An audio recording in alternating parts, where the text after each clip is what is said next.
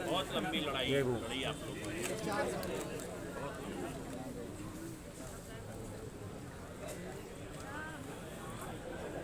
विक्रम आया, विक्रम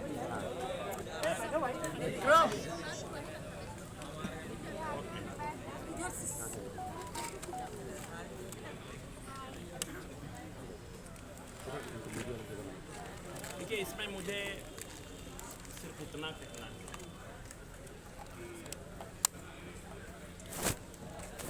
लोग अगर राजनीति के इसमें से बाहर निकल करके बात करें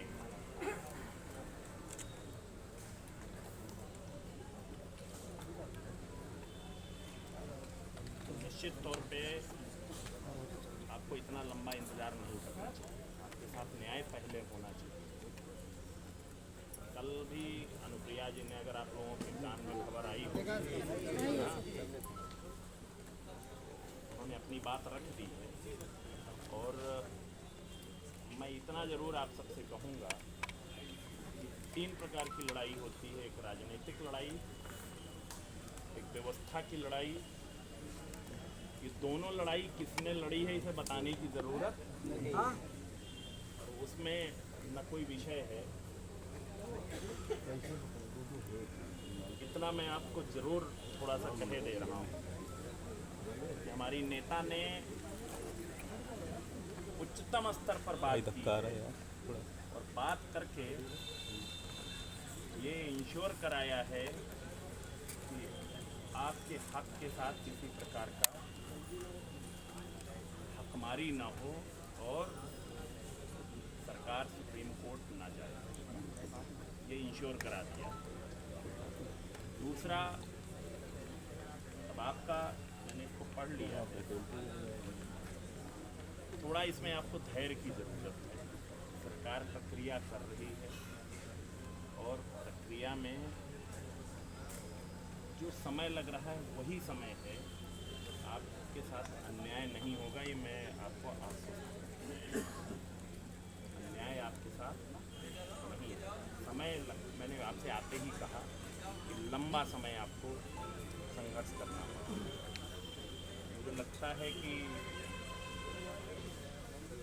आप लोग मिले भी होंगे और भी लोगों से, और मुझे मेरा ये मानना है कि इसमें से कुछ लोग, वो अम्बेडकर कहाँ हैं? अम्बेडकर में हम भी आए थे। बोला जानते हैं, मैं झूठ नहीं बोलता। बोला भाई खड़े हो जाइए। नहीं खड़े हो नहीं सकते। बोला और बोला ये भी जानते हैं कि किस स्तर पे हम लोग इसको परसू कर रहे हैं।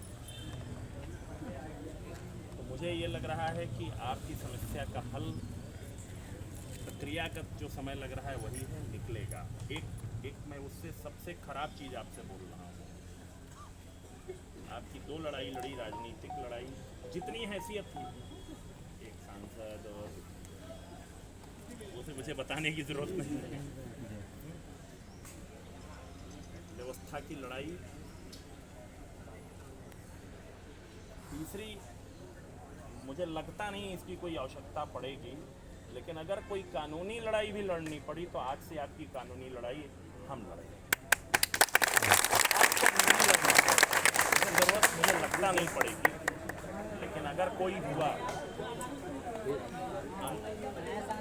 अंतिम शांत रहिए, थोड़ा सा आप करिए। और जैसा हमारे बेसिक शिक्षा मंत्री अपनी चीज़ों को कर रहे हैं, उनको मौका दीजिए। और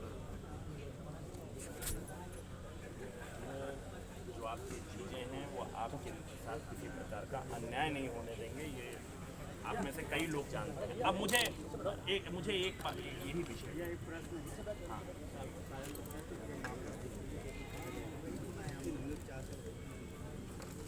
देखिए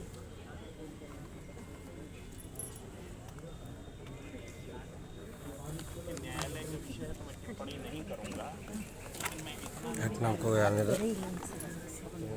नौकरी तो आपको आशीष पटेल मंत्री रहे या ना रहे, कोई मुख्यमंत्री रहे या न रहे, नौकरी तो आपको देनी ही पड़ेगी, चाहे सरकार कोई भी।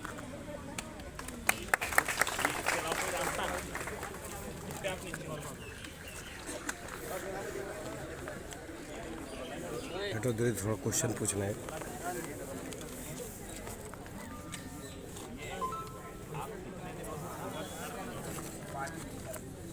निश्चित तौर पे मैं समझ रहा हूँ कि धैर्य मैं भी होऊंगा तो धैर्य मेरा भी धैर्य टूट जाएगा, लेकिन आप बहुत कुछ आप जानते हैं, तो आपको तो धैर्य नहीं खोना चाहिए।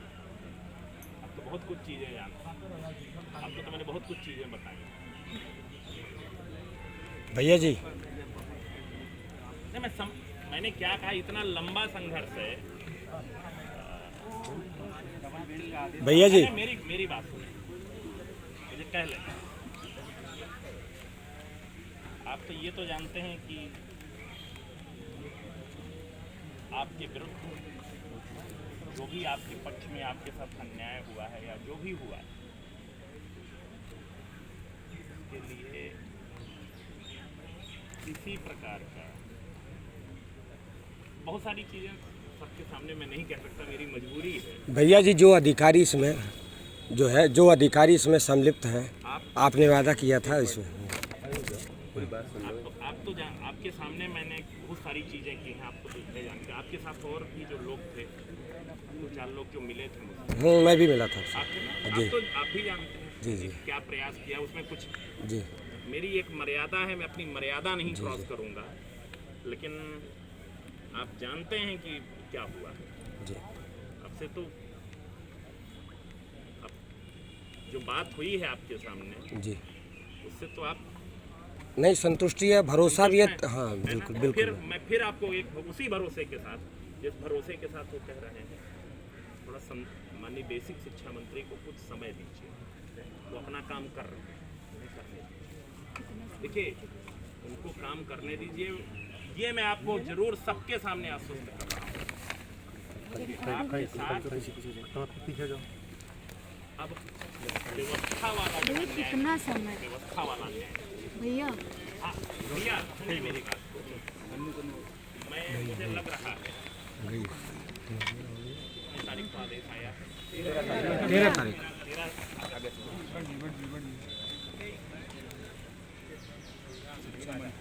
शिक्षा मंत्री मिलते हैं। क्या करना चाहिए? भैया कितना समय देना पड़ेगा? ये कितना समय दे? 2 मिनट, मुझे जो लोग मेरे साथ बातचीत में इन्वॉल्व रहे, बहुत सारी बातें, देखिए कुछ चीजें मर्यादा में रहने दीजिए।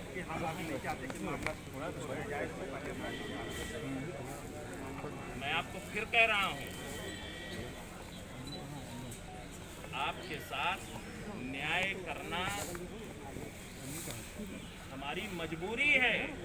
मैं सरकार के मंत्री के रूप में ये बात कह रहा हूँ कि आपके साथ न्याय करना हमारी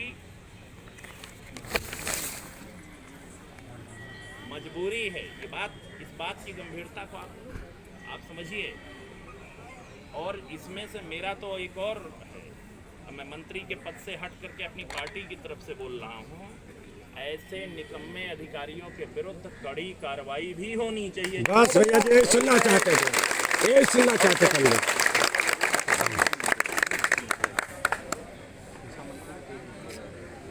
मेरी बात आप समझ गए? और वो भी चीज़ें आपसे छुपी नहीं है।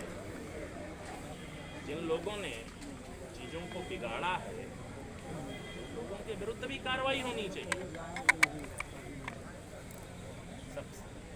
आज दुराहे पर ले करके इतने सारे बच्चों को, किसी भी वर्ग के, मैं तो कहूँगा कि हर वर्ग के बच्चे दुराहे पे खड़े हैं, इसके लिए कोई ना कोई तो एक व्यक्ति दोषी है, उसके विरुद्ध कार्रवाई होनी चाहिए।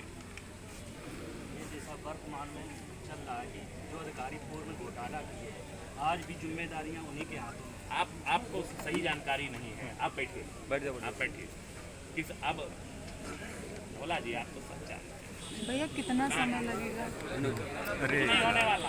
आप उस मामले को, मेरी मर्यादा को मत आगे खींचिए, मैं हाथ जोड़ रहा हूँ। भैया हम लोग 6 साल से संघर्ष कर रहे सर। अरे बहन जी, मैं तो आते ही पहला वही शब्द बोला हूँ, भैया कितना मैंने समय? वही शब्द आते ही बोला है।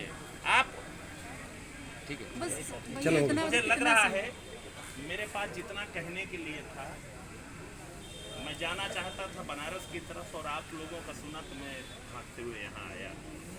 तो मैं तो सिर्फ इतना आपसे कहूँगा, और आप में से जो लोग, देखिए मैं भी कभी नौकरी करता था, और नौकरी के दर्द को मुझसे बेहतर, जब मैं नौकरी ढूंढने जाता था ना, जब एग्ज़ाम देता था और जब फेल हो जाता था, तो जब आ करके घर पे रोता था ना, मैं उसी से आप सबको जोड़ता हूँ, मैं उससे अलग नहीं। और आप तो 4 साल से लगातार परेशान थे। ये आपने बिल्कुल सही कहा, आरक्षण भीख नहीं अधिकार है हक हमारा आरक्षण। इससे सहमत हूँ, इसमें कोई सहमत क्या, ये कोई विषय नहीं, संवैधानिक अधिकार है। तो मैं तो सिर्फ इतना कहूँगा, ये जो तमाम प्रकार के भ्रम हैं, उसमें से आपके कुछ जिम्मेदार लोगों को उस भ्रम को दूर करना चाहिए। मैं इंश्योर आपको कर रहा हूँ कि अब तक जो हुआ वो एक काला इतिहास मान लीजिए। हम लोग दीपावली मनाएंगे इस बार? नहीं बिल्कुल सही, वाजिब क्वेश्चन है, सही सवाल है, वाजिब क्वेश्चन है। सही आपने सवाल पूछा। आप अगर दीपावली नहीं मनाएंगे तो हम भी नहीं मनाएंगे, मैं आपके साथ बिल्कुल।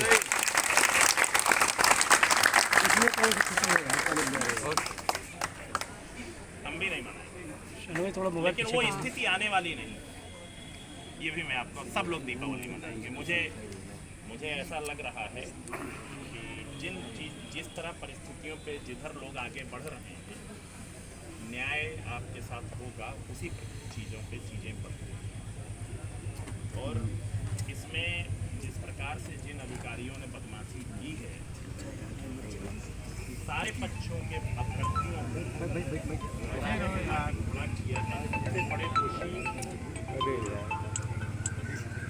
किसी का नाम नहीं ले सकता, ना मैं उस प्रक्रिया में है, लेकिन कहीं ना कहीं जो सरकार के शासनादेश लाइव है, उनका पालन अगर किया गया होता तो आज स्थिति, और सरकार के शासनादेश का पालन करने का दायित्व जो होता है वो उनके एग्जीक्यूटिव का होता है, मतलब जो अधिकारीगण होते हैं। बस मुझे इतना ही कहना है, मेरे लिए कोई और आदेश हो आप बताइए। माननीय मंत्री जी, एक निवेदन हम लोगों का ओर से आया है, वो ये है, जो जितने लोग यहाँ इकट्ठा हैं, सबकी चिंता सिर्फ एक बात को लेकर है। दीदी आप जितना किए हैं वो हम लोग सब जानते हैं, और किस स्तर तक गए हैं ये भी बोला भाई, अभी जब आप लास्ट में मिले थे इन्होंने बताया मुझे, सब हम लोग जानते हैं। बस चिंता हमारी एक है, जी बिल्कुल, एक चिंता केवल माननीय मंत्री जी हम लोगों को है, क्योंकि मामला सर्वोच्च न्यायालय में इन अधिकारियों ने अपने लोगों के माध्यम से पहुँचा दिया है। अब चिंता इस बात की है कि अगर जो प्रयास यहाँ चल रहा है, अगर माननीय न्यायालय से अगर कोई स्टे वगैरह हो गया, तो फिर जितनी प्रक्रिया चल रही है, ये अधिकारी माननीय मंत्री जी फिर वही बात कहेंगे कि मामला न्यायालय में लंबित है, इसलिए हम कुछ नहीं कर पा रहे हैं। बस उससे हम लोगों को बचा लीजिए, क्योंकि बहुत खर्चीली प्रक्रिया है, हम लोग चाह कर भी नहीं लड़ पाएंगे। आप उस पर निश्चिंत रहिए, हेलो चेक परिस्थिति आएगी नहीं, और जीवन में हमेशा वस्त के लिए तैयार रहना चाहिए। अगर वो परिस्थिति कभी आई तो आपकी कानूनी लड़ाई अब हम लड़ेंगे। बस आवाज़ नहीं आ रही। लेकिन मेरा यहाँ पर एक जरूर है कि कोई भी पक्ष का 576 कर दिया गया। जी बिल्कुल,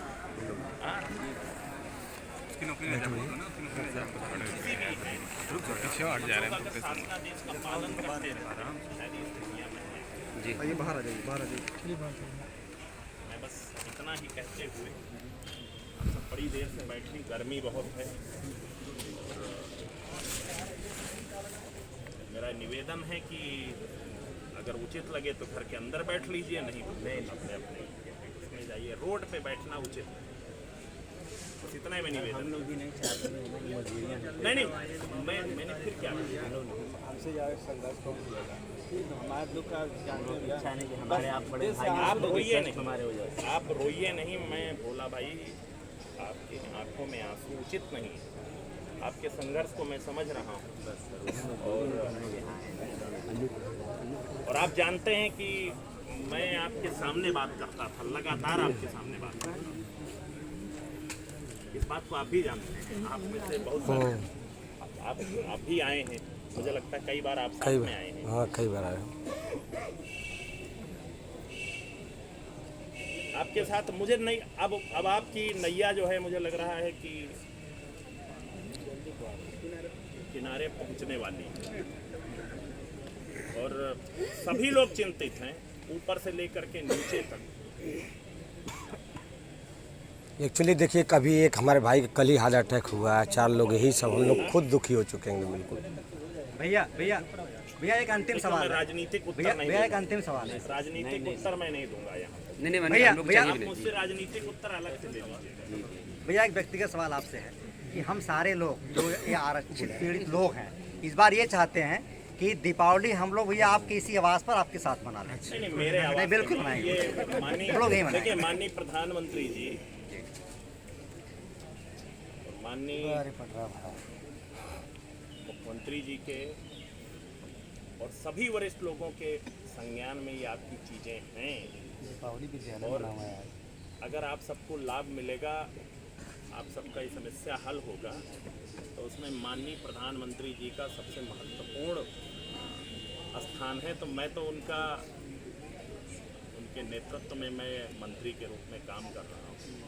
तो मेरी क्या हैसियत है? मेरी हैसियत नहीं है, लेकिन मैं इतना ज़रूर आपसे कहूँगा कि आपका 4 साल से लंबा समय है और एक बार आप लोग जाएं, नौकरी की कहीं शुरुआत करें, पढ़ाना शुरू करें, वही सबसे बड़ी वो है। दीपावली तो मैं आपके स्कूल में आके मना लूँगा। बोलो रोइए नहीं, बोलो जल्दी। भैया आइए इधर आइए। बोला भाई, हाँ बिटिया, और कितना दिन अब संघर्ष करना नहीं, पड़ेगा ज़्यादा आपको? समय। अब मैं आपको इतना, रोइए नहीं, इधर आओ। बोला भाई, हमारी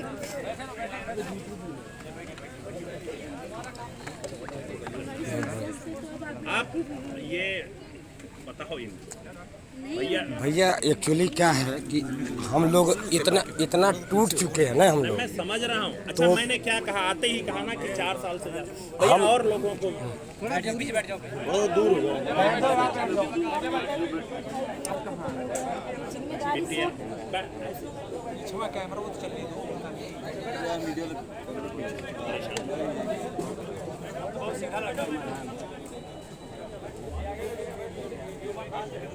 कुछ और क्या विक्रम, कुछ और कहना बेटा? सर सबका निवेदन वही मेरा निवेदन है सर। पहले सर इतना निवेदन है कि ये प्रक्रिया सर आप सारी प्रक्रिया को जानते हैं, वो कौन अधिकारी है सब लोग जानते हैं, हम लोग भी जानते हैं सर, लेकिन ये प्रक्रिया जितनी विलम्ब हो रही है उतना हम हाली अधिकारी है सर। आप थोड़ा सा धैर्य रखो। ये मेरा आपसे निवेदन है, भरोसा रखो और धैर्य रखो। मैं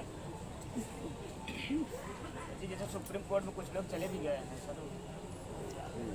भैया तो कह रहे हो गया ना, बच्चे कई बार आपको सुनिए, मेरी बात सुनिए इधर।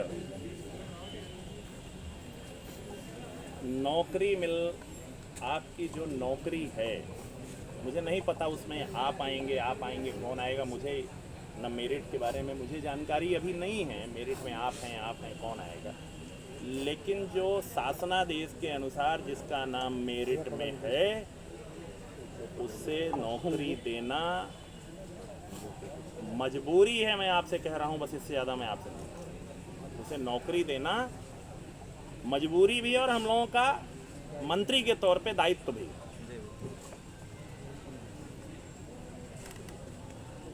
और किसने क्या किया है,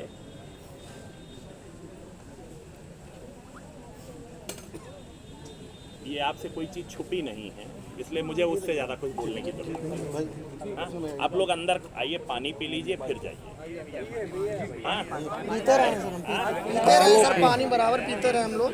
अरे और मेरा एक अनुरोध और है आपसे। देखिए, तमाम प्रकार एक मेरी अंतिम बात सुन लें। मेरा एक अनुरोध आप सबसे है। ये लगभग मुझे लग रहा है कि 15 दिन का मेरा जो असेसमेंट है, 15 दिन की प्रक्रिया में समय लगना चाहिए। तब तक धैर्य मत खोइएगा, कोई गैर कानूनी काम मत करिएगा किसी का। कभी नहीं किया। नहीं, अभी तक आपने नहीं किया है। विक्रम, आप मिलते रहे हो सब लोग को, कोई गैर कानूनी काम मत करिएगा।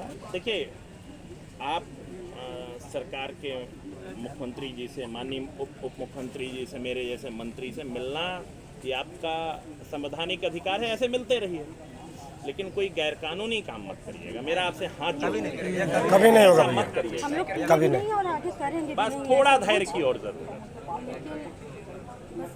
अब हो गया जी जी 15 दिन, आपको पता है ना, 15 दिन आपने कहा है तो बिल्कुल ये मेरा असेसमेंट है।